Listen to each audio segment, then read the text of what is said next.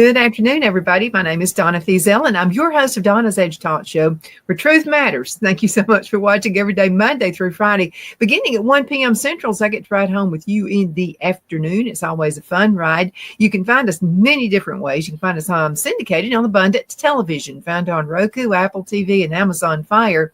Don't forget the podcast on thenewscasters.com, and all of the social media sites. We're all over those as well. You can find us on Facebook.com/D as in Donna Fiesel. It's that easy. Facebook.com/D Fiesel. And we appreciate you sharing these shows as well. Definitely.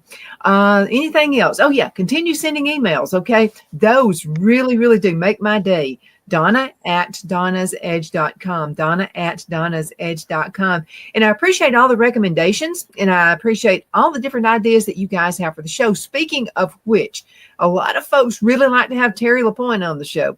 And Terri is with us right now. I'm beginning to feel a little better about things with President Donald J. Trump being in. What are your thoughts? Oh, I could not be happier. And I feel like there's some things that maybe people are like, what's going on here? But I've learned over the years to trust that the man has a plan, and that he is several levels and several steps beyond what most people are thinking. So it's just amazing the things he's gotten accomplished in such a short period of time. Mm-hmm. Did you even have any hope that we would get this far? Even in the next few years. My goodness. I had some concerns about that because so much damage had been done, with the prior administration. I had hope, of course, but I didn't think we would get this fast into it. And let me mention another thing, because some people say, well, he's not working fast enough. I think he is. I mean, if you've ever been in business before, we've started from scratch several times. There was an occasion we had 8 Nextel cell phone locations in Alabama. And I'm just telling you, it takes some structuring to get things done right. Now you can slap something together, and it may work a little bit, but you've got to think the plan through. And this guy's a planner. He knows what he's a very smart man. Yeah, and they gave him an extra 4 years to plan. Yeah, and he's making it happen. I'm already seeing. Oh, yes, absolutely. Absolutely. Now, I think that there are some systems that have to be they're just so broken and so messed up. They've got to be kind of smashed down to the ground to be rebuilt. And so I see people kind of panicking on the left, thinking, people that are, there's people that don't want to be exposed and all of that. But then there are good people that are just reading and seeing what they see on CNN and mainstream media, and they're not seeing what the things that we're seeing, and then they're being fed all this stuff to panic and think, oh my gosh, this innocent person, this plan that's good is going to get messed up. It's like, no, give it time, because the good things will last, the good things will come back, but the things that are bad, you've got to purge the system.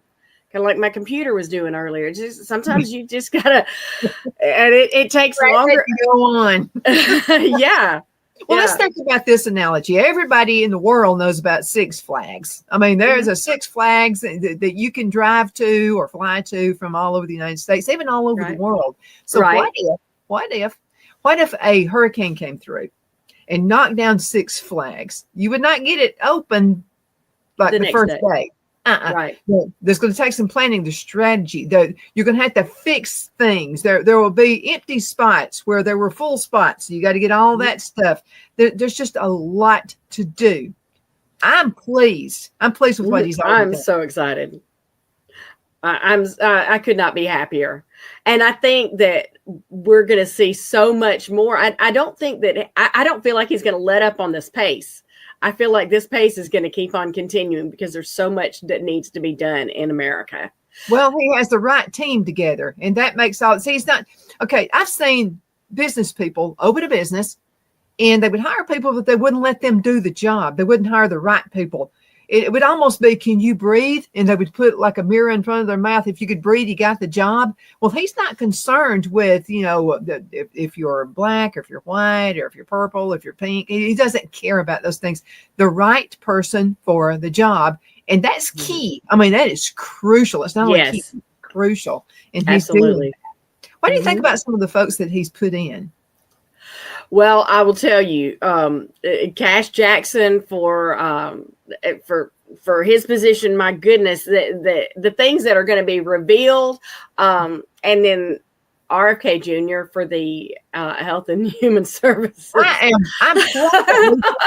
I'm giddy with that. I mean, it's amazing because I've watched him for a long time with medical kidnapping stuff. We interacted with their stuff and we followed them.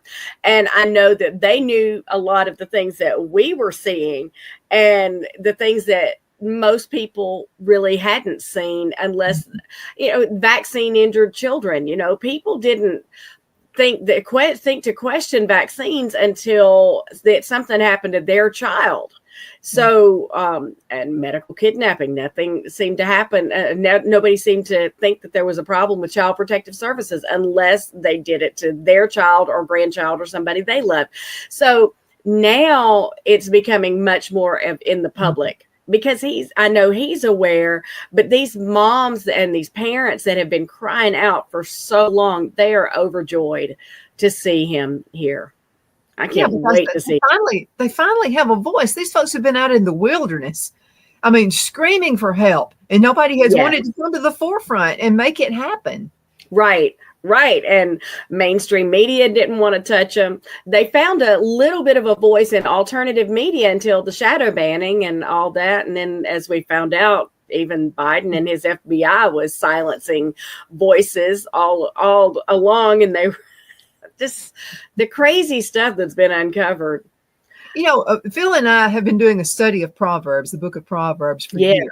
And I can never be smart enough. I always want to be wiser than what I am. And God can even make someone like me a little wiser. I mean, it absolutely can. So this is what I've learned. I've learned when people can dump on you,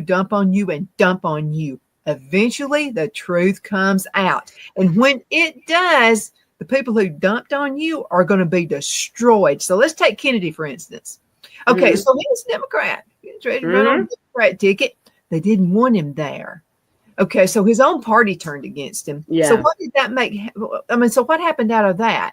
Okay, so he's now bent on helping Trump where he hadn't been before. Now, he was kind of in the middle of the aisle. We got to admit that. I had some concerns about his VP pick. I didn't know about that. But I think the damage they did to him, not having security for him, all those things, it backfired big time. And when it backfires, it backfires. And the truth will come out. I mean, Proverbs says that the truth will come out, and darkness is being exposed, and light is shining in the corners. The roaches are scurrying. The mice are scurrying. Let's say the rats. The rats are scurrying. The rats. They're scurrying. Now I just find the whole thing interesting. First of all, okay, if I don't have something to hide, I'm just not going to be that upset whoever the next president is if I'm in office. I won't care because I'll think, well, with the United States, blah, blah, blah, blah, blah. I'm a Republican, got a Democrat president and all that kind of stuff. We just have to try to learn together. The ones who are so mad and they're out on the streets, they're protesting, they're doing insight. They keep talking about January 16th, the terrible thing that happened out of that. They're the ones who brought that on. Yep. Yep. I no doubt. I know that there were instigators in the crowd. I mean, we saw that from the beginning. I wrote about that. I wrote an article about it that was published 2 weeks and 2 days after January 6th. And based on video documentation that, all of that stuff has disappeared. They disappeared it from the internet. But I had it and I analyzed it and I documented and took very good notes. I take really good notes on things. So, and all of this is in my article where people I talked to several different sources that didn't even see each other during that day, but I knew they were there. And several of them talked about seeing people instigating the crowds and being like, these guys aren't us. These guys aren't who we are. And they're not, who are they? And they were instigating and egging things on, and then they would disappear. So they weren't caught, a lot of them, but now they have been. They've been exposed anyway. And I remember Ann Eubank. I happened to be taping that day, and Ann was there. And so one of my friends called and said, do you know what's going on in D.C.? Well, I was busy taping. I had no idea, no real time of what was happening. So I knew Ann was there. So I sent a text to her and I said, call me when you can. And she said, oh, I got some news for you. And so when she got back to her hotel rooms, they were scurrying. She said, I got to get out of here. They didn't know what was going to happen. And so she said, what they noticed is here's the White House. One side, there were a bunch of ministers and people like that. It was a peaceful thing. She said it was like, a picnic out on the lawn. And then she was on the other side. And then there were some people like a middle crowd.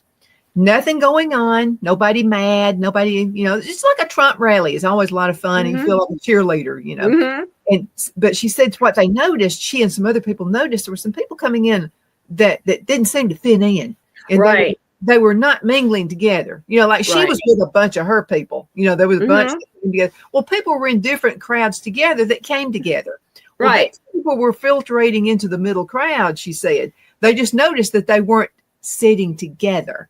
They weren't in a group, but they were scurrying. They were kind of like mingling. So that's what she noticed. And then she thought, well, who knows? Then it happened. And they were dressed a little different than we do. And then you can see videos of the same people where they were at other events, rebel rousing, trying to get things started. It was so evident what was happening and how people can, January 6th, it's like, us mean MAGA people did, that was not us. No, it wasn't. It wasn't at all. And I remember when we got to over by the Capitol, there was this monument. I found out later it's called the Peace Monument. And there was this guy dressed all in black, and he was climbed up on it kind of really high up. And he was like, y'all keep going. That's why you're here. Keep going on up there. And we just kind of looked at him like, what is your deal? And we decided, I think we're close enough.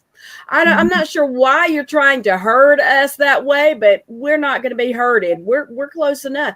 And we didn't realize what was really going on so much. But when people would take up the chants like USA, stop the steal, just things that, American kinds of things that people were saying. But then every now and then somebody would try to start some kind of, I can't even remember the things that they used, but they would try to get us to start chanting something else, and everybody would just look at that person like, no, USA. You're with us. Mm-hmm.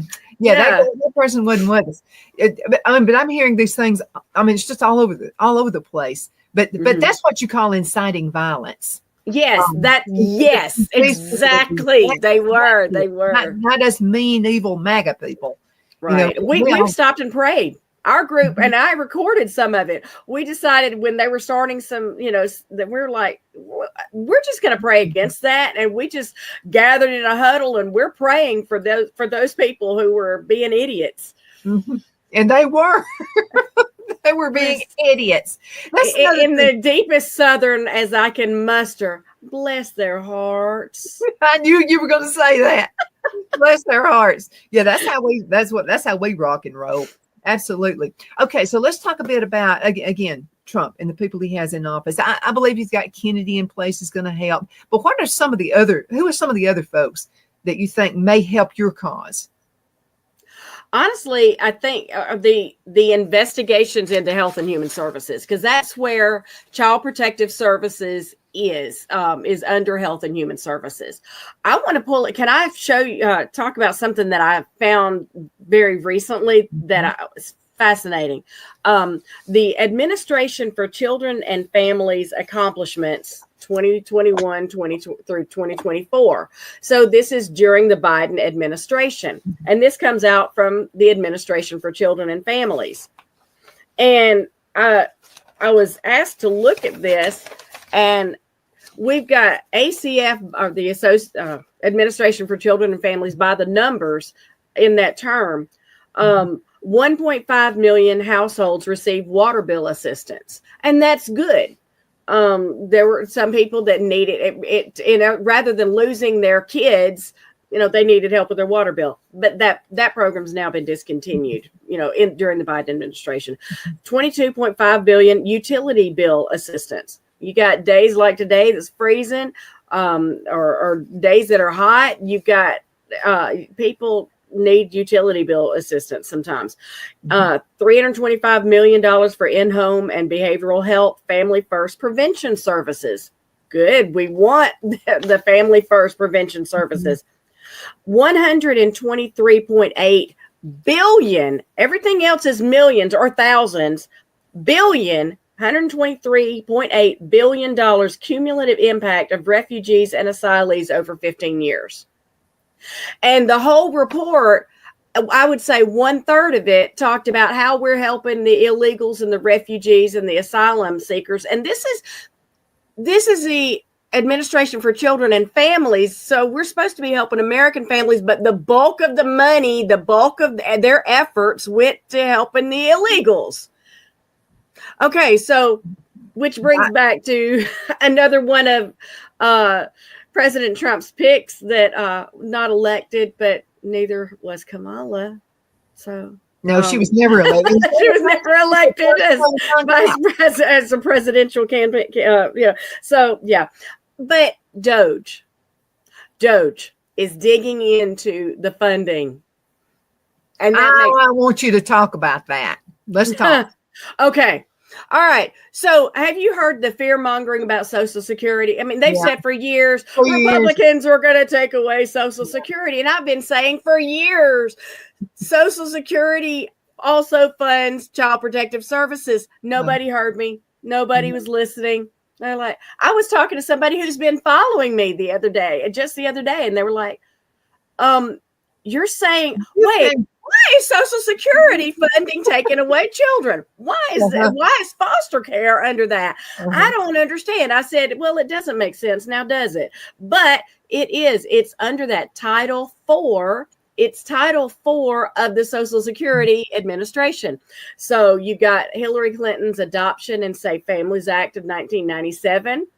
Where they only get these bonuses if they take the children, they remove them, they don't work with them or keep them in the home. They have to put them in foster care with strangers, not with family, and they have to be adopted by strangers, not relatives, or returned home.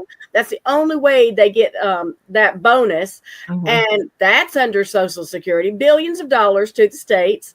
CAPTA, Child Abuse Prevention and Treatment Act, which sounded like a good thing when it started, but it's become this monster. This is all funded with your Social Security money that you're paying in. So I remember bringing this up to a legislator who was a newbie then, probably about 10 years ago. And I said, if we can look into this and do that, we can save some money for Social Security. And they were like, oh, that would just be a drop in the bucket. No, we're talking multiple billions of dollars that are being wasted, that are going to fund. Okay, so when you're talking about this helping these asylum seekers and these illegals, that's coming through Title IV. That's coming through Social Security. So not only, I know Doge has uncovered, we're paying Social Security for people who are 150, 200, 300, 400. I think 347 was probably the highest I heard. 347? They're older than America. So I'm not quite sure how that works. I did hear the speculation that maybe there were vampires that they brought over from England or, that how is that any more ridiculous than we're paying Social Security just to people that are 200 and 300 years old? I mean, it's absurd. So let me ask you. They vote Democrat. I'm simple. I'm a very simple person, and I know how to get things done because I do things the simple way. I don't try to make it dramatic. Okay, so couldn't we just follow the money? Couldn't we just find out who these 300-year-old people are and stop it? and wherever the funding went to, take it back? Is that an impossible thing to do? Well, I wonder about the taking it back. If it's some person in a basement that's getting, great grandma's money, I don't. That money's already spent. But I don't. That would have to be generations. I mean, like, okay, so like, let's say my dad passed away. Okay, so my dad passed away several years ago. Would I be drawing Social Security, his Social Security? See, I don't think that, I don't think we would. So I'm not totally sure how all of that works. No, it does not work that way. But I can see where somebody would keep on getting a check and not notify the system. I'm thinking that can happen. Okay. If old Donna Fiesel did that, let me tell you what, if old Donna Fiesel did that, they'd catch me the first month and charge me enough interest and penalties where I'd never want to do it again. You would probably lose your house. You would probably lose your businesses. I'd probably go to jail. You'd probably be under the jail. Yes. So, how much of the money is recoverable? I don't know. But if it's going to if it is systemic where there's, and I would suspect that it would have to be this way, where a lot of this is being funneled to specific people, organizations are funding. Yeah. So, we need to get all of that back, and that needs to be returned. You're helping organizations like Black Lives Matter. You're helping organizations like that with our USAID. Yeah, I'm pretty sure. Foreigners, money laundering in Ukraine. Oh, did I say that out loud? Is that what we're doing? Anyway. Yes, we are. I thought that for a long time. Okay, first of all, when a Democrat or a communist wants to go on the bandwagon somewhere, like the Ukraine, I have to do second guess. I'm sorry. Whatever they are pandering for, I have to question it. Well, and rhinos in our own party that are we've got to give money to this to the Ukraine. People who don't think we need to do this are stupid or ignorant. That's irresponsible, and that was said about some of our conservative guys and men and women who did not want to fund that, and they were called all kinds of names by their own party, our own party. So, and I remember thinking years ago, what is going on with Ukraine? Because I would see these people adopting these kids. And I remember a church group, a bunch of kids coming over and coming into a Sunday school class that I was teaching. And there was a 17-year-old kid who was translating. And these kids were all being up for adoption from the Ukraine. And I was like, so why are y'all here? I don't understand. And I asked the 17-year-old who was bilingual, because a lot of the kids weren't. And I asked her, I said, so why are so many Ukrainian children up for adoption? Why are y'all considered orphans? And she says, well, because some of our parents smoke and drink a lot. And I was like, back up. Excuse me, smoking? How? I mean, I'm sorry. I'm not a fan. I hate cigarettes. I can't stand the way they I do too. Did it ever occur in your wildest imagination that we would remove a child from their family because their parents smoked? But she said that was happening in the Ukraine. Okay. And them over here to America. Almost every household in the United States has got somebody who smokes in it. Almost. It kills me. It sickens me. I can't stand cigarette smoke. I have asthma, so it knocks me out. But that's why when you said smoking, I thought maybe you might have meant drugs. Like, no, I meant cigarettes. No, cigarettes. That's what she said. And because I followed up, because I was like, surely I misunderstood something. Right. No. So if you're in a country where they're taking children for smoking cigarettes, those children are being trafficked. There's money exchanging hands. And then the good little Christians are, we're going to adopt these poor little children who don't have a home. They need a forever family. Well, there are children who are truly being abused who do need help. There really are. But that is a very small percentage of the children that are in the system, because most of the time the system doesn't take those children because those children are considered unadoptable and they leave them in their situation, or they're back and forth, and they never really get out of that system. Those are not adoptable children. The children who are adoptable are the ones who are not actually being abused. Okay, so, let me mention an abused child. I know of one.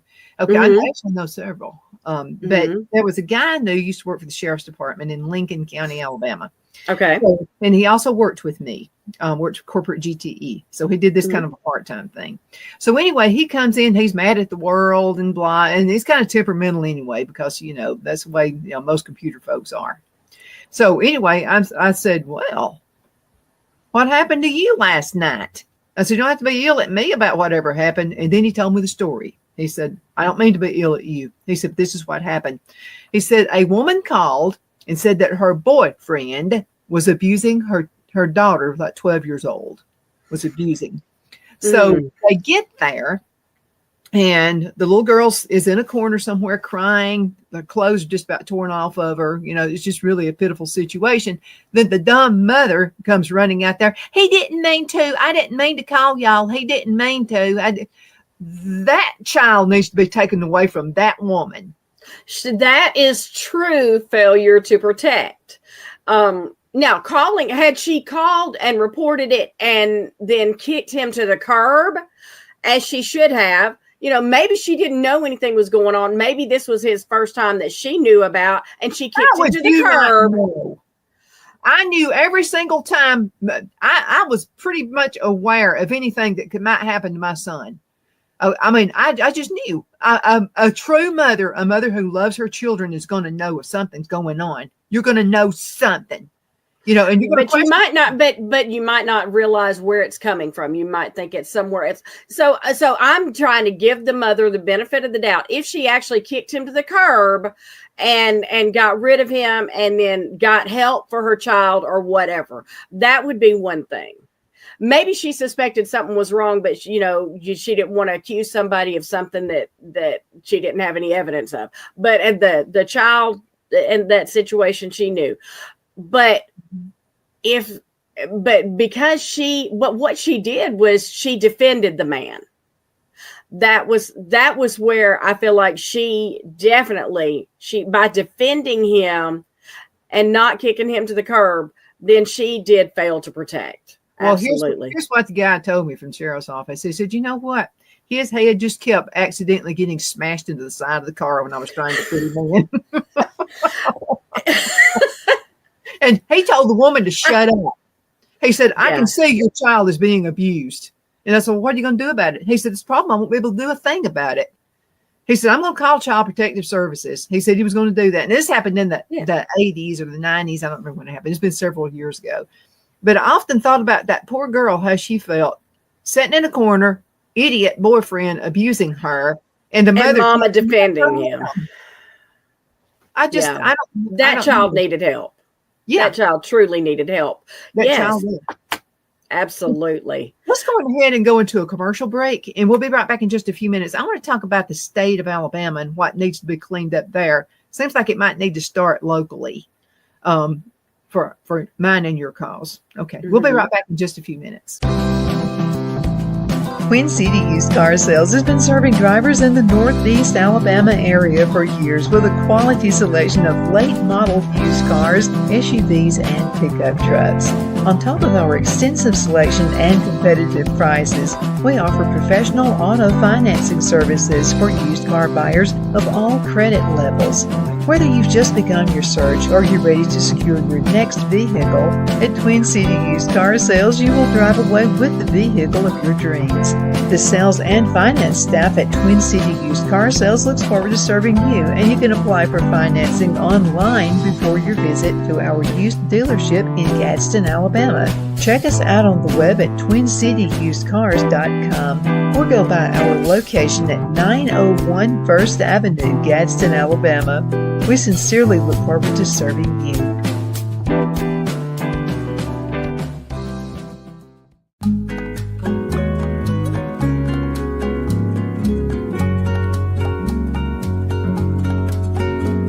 At Lamone's Mexican Restaurant, located in Henniger, Alabama, and voted Best Mexican Restaurant of DeKalb County, Alabama 2020, we're here to serve you with authentic Mexican cuisine. Order easily online by going to lamonsmex.com or call 256-657-3999 to place your order. We're open Sunday through Thursday, 11 a.m. to 9 p.m. and Friday and Saturday, 11 a.m. to 10 p.m. Whether you're celebrating a cozy date night for two or a celebration for a crowd, at Lamone's you'll love our atmosphere and friendly servers. Thank you for dining with Lamone's Mexican Restaurant.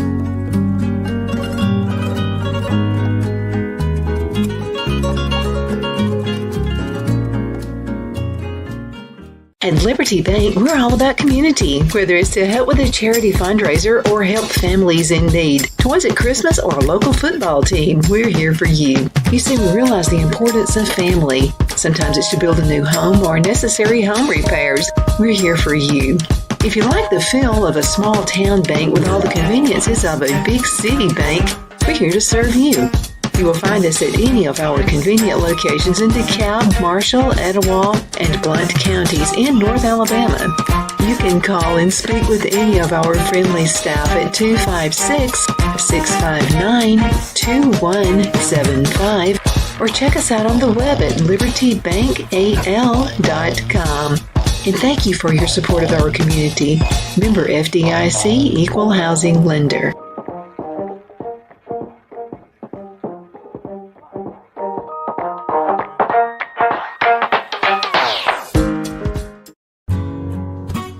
The only place I buy my beef is Lone Tree Ranch in Collinsville, Alabama. Their cattle is born and raised on their ranch, grass and grain fed, and you can feel confident when you serve your family and friends because their beef is all natural and no antibiotics or hormones are added. You can buy whole beef or perhaps go in with family or friends and buy half. Their customer service is number one as they take care of the delivery to their local processor and can deliver to your home for a small added fee. They also offer herd replacement heifers. I always call Lone Tree Ranch in Collinsville, Alabama for my beef specialty recipes and cookouts, and you can too. Food shortages are increasing, so buy local by calling 256-523-6462. That's 256-523-6462.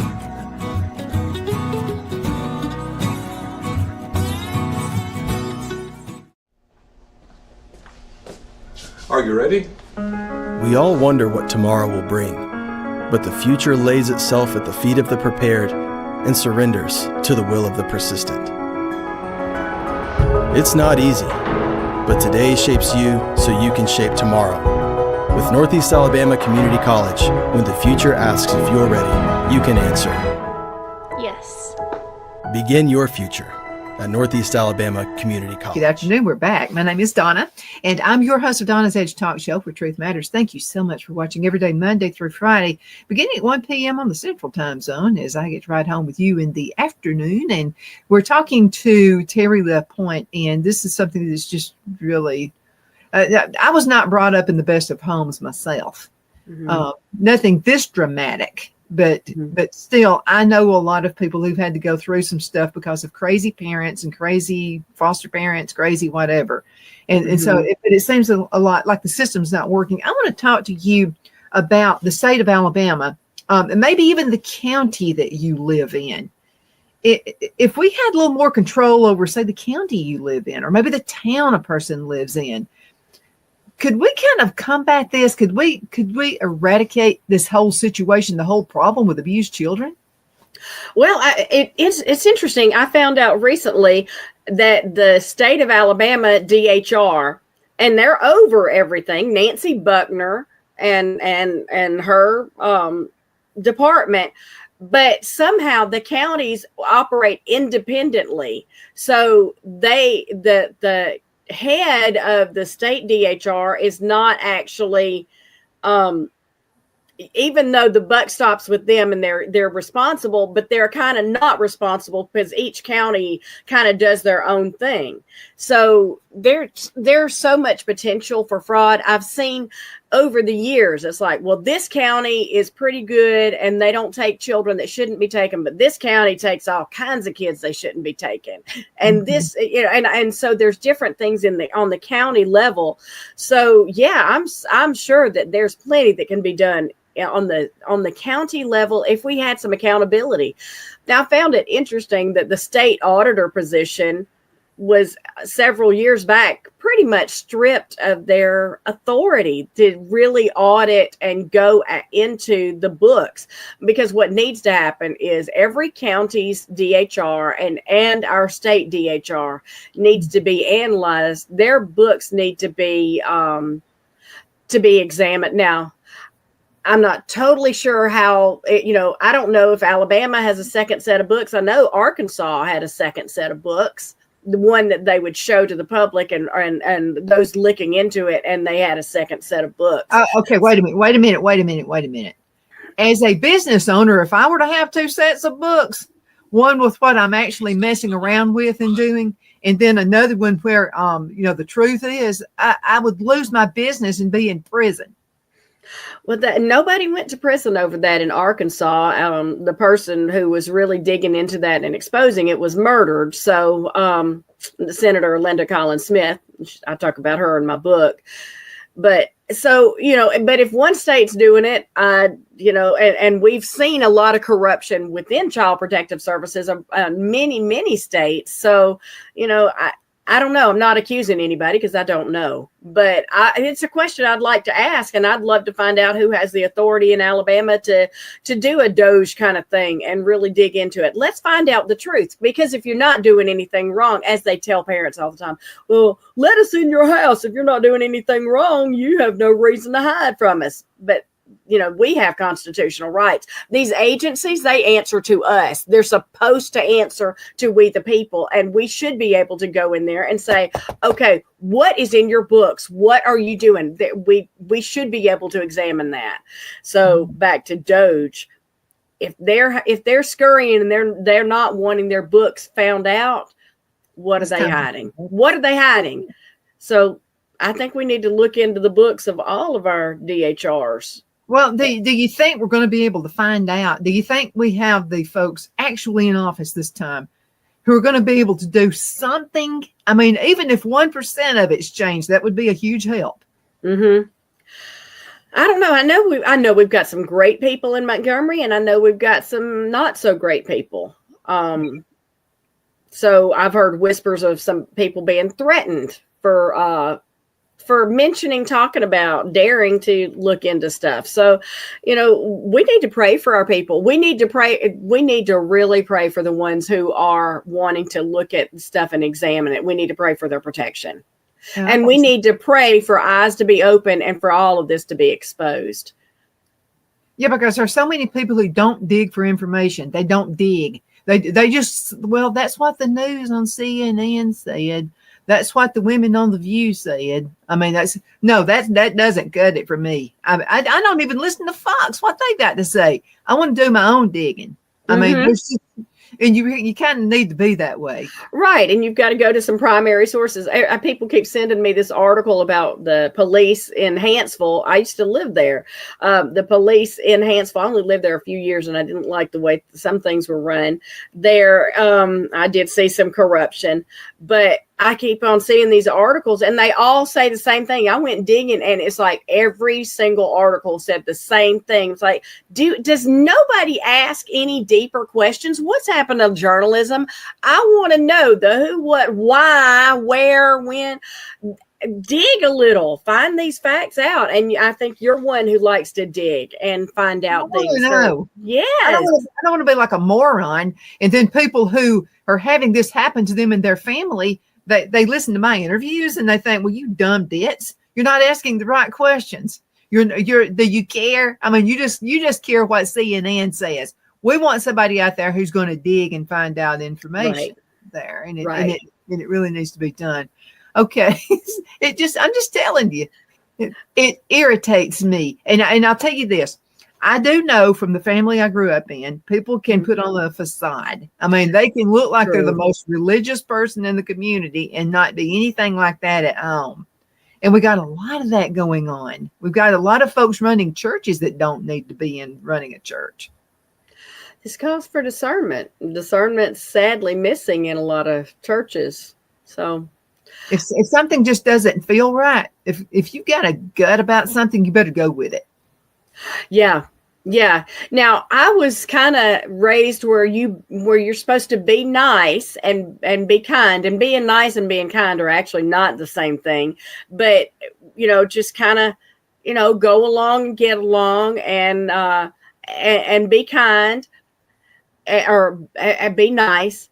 Look the other way. Well, you didn't see that. You didn't see that. I was raised that way. That didn't happen. You didn't see that. And I'd be like, well, yeah, it did happen. Yeah. And you give people the benefit of the doubt. And I'm all for giving people the benefit of the doubt, but let's look a little deeper. Let's see, and again, we have access to the one who knows everything. God knows. He knows their hearts, and we can ask them. And there was somebody that I know is corrupt. She's, I know good and well they are. And someone was asking me about it. And then I started praying about it. And then God showed me that this woman was in just as much bondage as the people she held in bondage. Mm-hmm. And, that she was being used and manipulated herself. And I thought, wow. So God gave me some compassion for her, but I still don't think she needs to be in her office or in her, let's say, in her place of authority. So you can have compassion for people. You really can. Absolutely. Mm-hmm. But the wicked do not need to be in places of authority. And we've got far too many wicked people in places of authority. Absolutely. What do you think happened to Natalie Holloway? I remember a couple that I went to church with at the time, and they said that I think it was the husband was just woken up in a dream, and he said that she's been trafficked. And that was what I believe, honestly, that was one of my first times I ever heard about what trafficking was. Mm-hmm. And I thought, wow. But the more I've looked at it, I think that she probably was. I think she probably was trafficked. And, I don't know how long she survived in that. I believe she probably, when they were thinking she was dead, she probably was very much alive. I don't know that she's still alive because I don't think people last a real long time in that. So that my gut feeling is she was taken and she was trafficked. And Vandersloot, he just seems very much like a trafficker to me, like working with traffickers. And yeah. Well, the elite are generally in it. That's how they get their cookies. And so generally they're in it somehow passing it through. That's what I've been told too. Yeah. I mean, from Hollywood to the political to the business, yeah, don't get me started on Hollywood. Okay, so here's my big thing about Hollywood. Okay, so Hollywood says, well, now thou shalt not have guns. I don't want guns. But then they're in all the shoot 'em up horror classic movies you can never think of. Okay, is that not promoting it? I mean, okay, you're in a slasher movie and you're like one of the stars, you're the slasher in the slasher movie. Is that not promoting that kind of thing? It reminds me of the things that the hypocritical adults used to say when we were kids: do as I say, not as I do. Mm-hmm. Yeah. I mean, there are many things. And then this is another thing I find interesting. Thou shalt not eat animals. Thou shalt not do this. Thou shalt not do this, but they wear leather. You wear leather. Okay. Where does leather come from? Fish. Oh, no. No, leather comes from no, I'm being facetious. It comes from animals, of course. It comes from you can wear a leather jacket, but no, you can't eat a hamburger. Right. Okay, let's use Nancy Pelosi. Okay. Thou shalt not have a gun. I'm gonna say that all the security people who surround her have guns. I don't think they got slingshots. Right. I'm gonna say very possible it's guns. Well, and if you'll recall, she was very much opposed to the wall at the border but she's got a wall around her place. So Her again, palace. Yeah. I wondered about that. Okay, so Phil and I have a security system. I'm pretty sure it's not near as sophisticated as Nancy Pelosi's house. I'm going to say probably not. How did that guy get in? You remember the guy who supposedly broke in? Oh yeah. Were they asleep on the job? Okay, my Simply Safe will go off at the wind blowing. I mean, we get a thunderstorm, it goes off every 2 minutes. You'll see in the recording and the whole, we'll run out. Is somebody at the house? Well, it'll just be that the wind blew the wind chimes or something. It's always something like that. Cats chasing a squirrel. Bird accidentally, goes in a fly. I mean, things like that happen on our Simply Safe. I'm just saying there are things that I question, that make absolutely no common sense whatsoever. And the first thing I thought of, I said, hey, Phil, maybe you need to go to Nancy Pelosi's house and put in her Simply Safe system or something, because it apparently works better than what she's got. Apparently. You just have to question things. Yeah. And I don't think that we're told quite the truth by the media about what happens with those guys either. So, yeah, I think a lot of people are smart enough to figure out that they weren't telling us all the truth. But the people who drink the Kool-Aid, swallow the Kool-Aid, they have the loudest voices, or they have had. Yeah, well, I think we're kind of coming out there. I think we are. Like, have you ever been to a Trump rally? Yes, I've been to several. Yes, me too. Those are some pretty powerful voices. But they are. But it's not a demeaning way. It's not it's very respectful and honoring. It's almost going to a pep rally. You remember going to pep rallies in high school? Mm-hmm. You go to pep, and you'd be riveted for your team. You'd want to go to the next ball game. You'd want to, because you'd be so riveted about high school football. Because of the pep rally.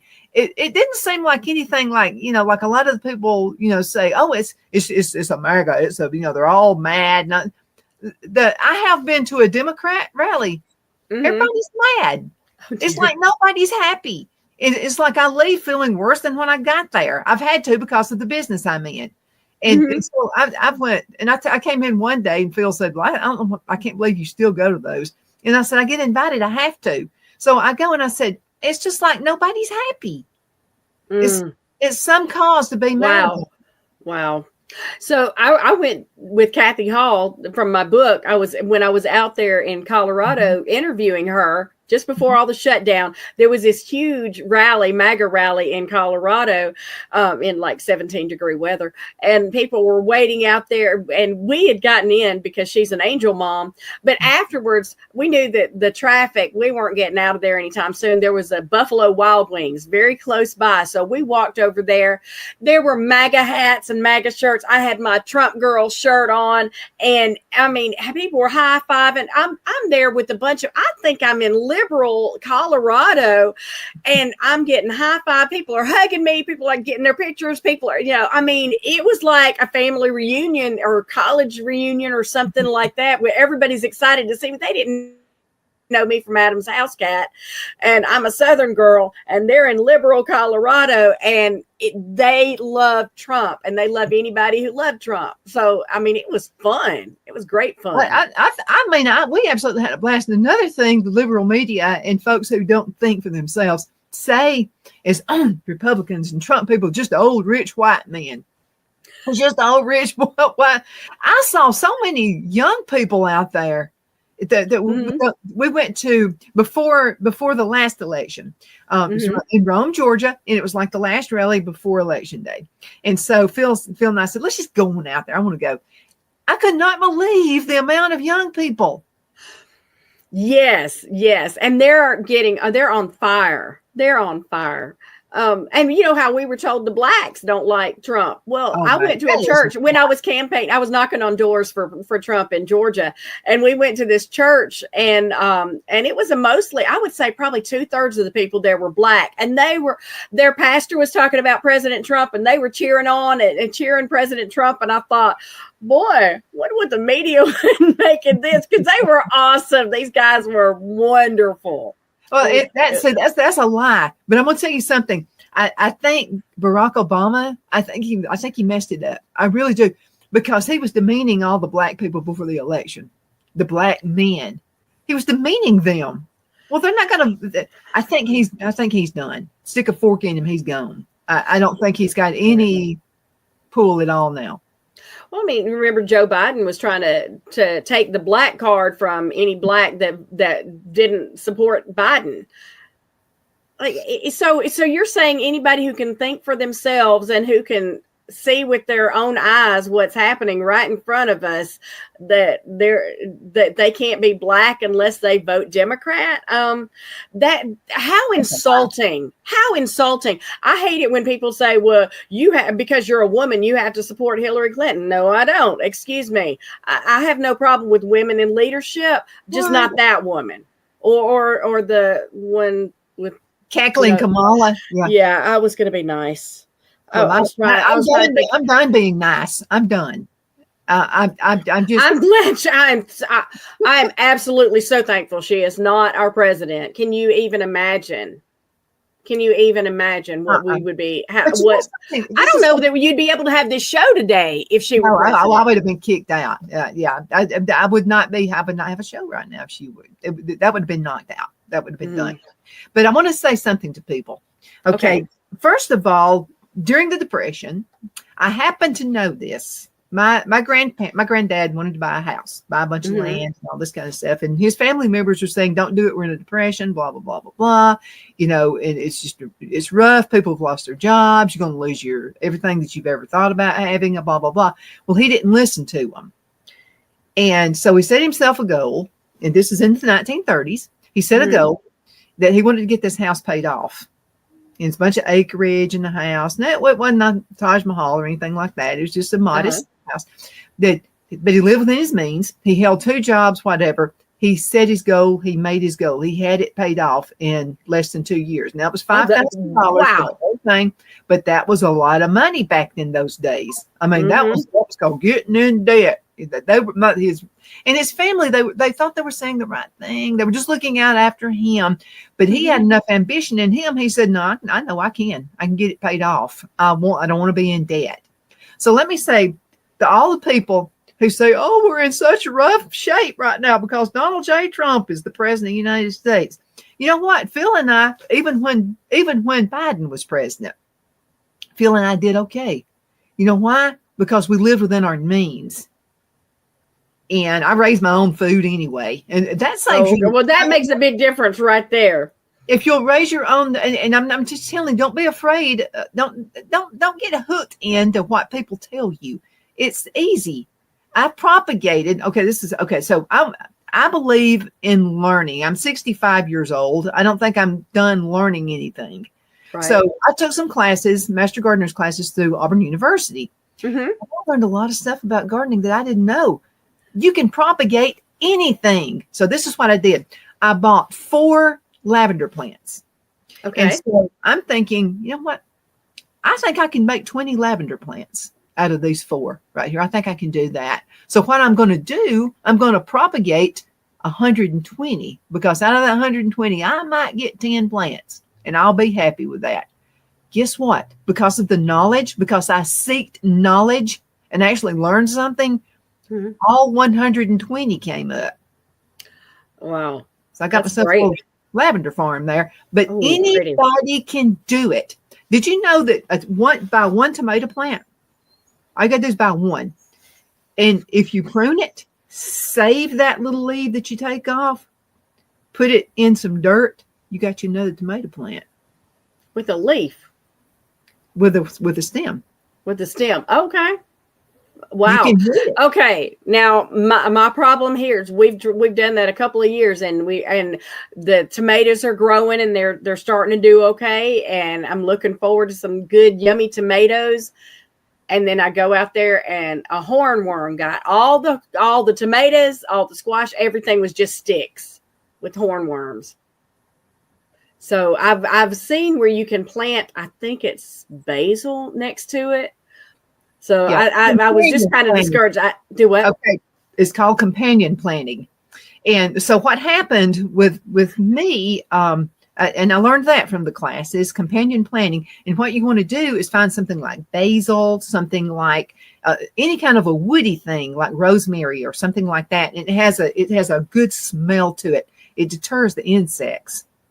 And so if you're planting close to it, and also, you know, we get hot suns in North Carolina and South Carolina and in Alabama. I mean, it gets hot in the summertime. So one thing you can do, because you can't normally lettuce is a winter season plant. You can have lettuce in the summertime, in the hottest summertime. If you'll plant, that'll be another companion plant, and it's healthy. All the plants are going to work off of each other, just like people need to be working off of each other. So plants know how to do it. What God gave us, that's just a natural instinct for plants. They do it. They do what God says to do. So if you'll put some, because the sun bears down on your lettuce, that's what happens to it. It just burns it into shreds. If you'll plant it close to your tomato plants, they'll kind of shade it just a little bit and it won't get so hot. And then as the tomato plants, those little shoots that come out, if you'll just take those off, put them in dirt, you're going to have a season of tomatoes. Wow. I'm not the brightest light bulb. I'm not. But if I can do it, anybody can. I'm just telling you, I didn't buy any fruits and vegetables last year. None. Oh, wow. And I had some to can, and I dehydrated, and we got food. And it doesn't take that much work. You can do it in a container. If you have an apartment and you've got glass, you've got windows, you can have tomatoes. Anybody can. Absolutely. We've got about 2 minutes left a little bit less than 2 minutes left in this segment. You need to talk about your book and how folks can find it. And are you writing anything else right now? I'm working on a devotional book right now that is scriptures for families who are dealing with child protective services or just fighting for your family in any kind of way. And one of the biggest themes of that is never give up. Never give up. So the book that I've written that's published is called Voices That Will Not Be Silenced, and it's on Amazon. It was back up to number 5 just a couple days ago. I saw on in the category of child advocacy. It's a true story. I had somebody that read it told me it reads like a John Grisham novel, except for it's all true.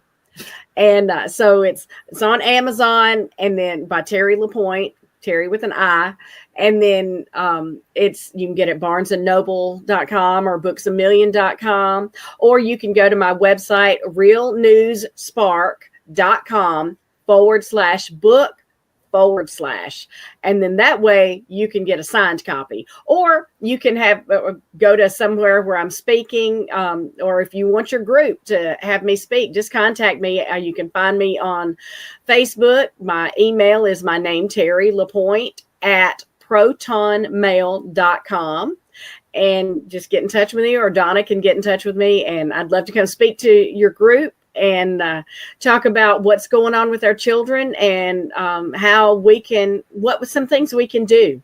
They're looking at some bills that are going to be some really good bills to combat this. So Voices That Will Not Be Silenced. You'll be shocked, and then hopefully inspired to get involved, and you'll see that there are risks to people that you love, and let's work together to stop this and protect just plain old be aware. Just be aware of what's happening. Yes, all you gotta do, absolutely. don't turn your head, not when it comes to a child's life. Just don't turn your head. Right. Absolutely.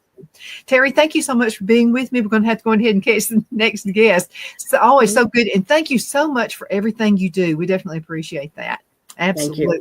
And thank you guys for watching. My name is Donna with Donna's Edge Talk Show. Be sure to share this particular segment right here, okay? Share it to all your friends, because people need to know what's happening with our children. Absolutely. Thank you again so much for watching. See you next time.